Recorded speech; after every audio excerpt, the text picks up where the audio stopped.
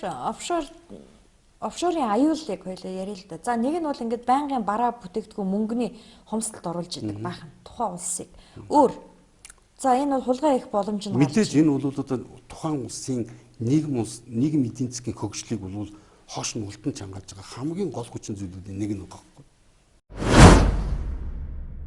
Улс мөнгө капиталын одоо хомсдолд орно гэдэг бол дандаа гаднаас амьдрахын тулд тэр амьдралыг цааш нь залгуулж авч явахын тулд гаднаас их хэмжээний зээл авах хэрэгтэй болдог. Тэр зээл өндөр хүүтэй өгдөг. Бас нөгөө улсуудын ихэнх нь бол нөгөө тэр офшор банк, офшор хадгалагдсан мөхрөг капиталууд чинь эргээд хөрөнгө оруулалт журмаар манай улс руу орж ирж байгаа байхгүй юу? Гэхдээ өндөр хүүтэй орж. Өндөр хүүтэй орж ирж. Чингис бонд болоод ороод. Тэгэлгүй яах юм?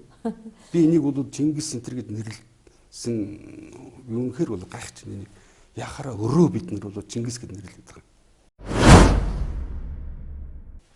Өрөө ч одоо өглөг болгоно гэд дайраад байгаа шүү те. Нэрийн сэлнэ гэд. Тэгээд бас нэг юм байна. Тэгээд бас нэг юм. Тийшээ гарцсан мөнгө депозит гэсэн шүү дээ. Тэр бол зөвхөн дансан дээр тийм би чамд одоо формальны одоо юу гэдэг $1 сая өглөгтэй гэж бичсэн болохоос би $1 сая чинь аваад өөр юмд ашигласан байна.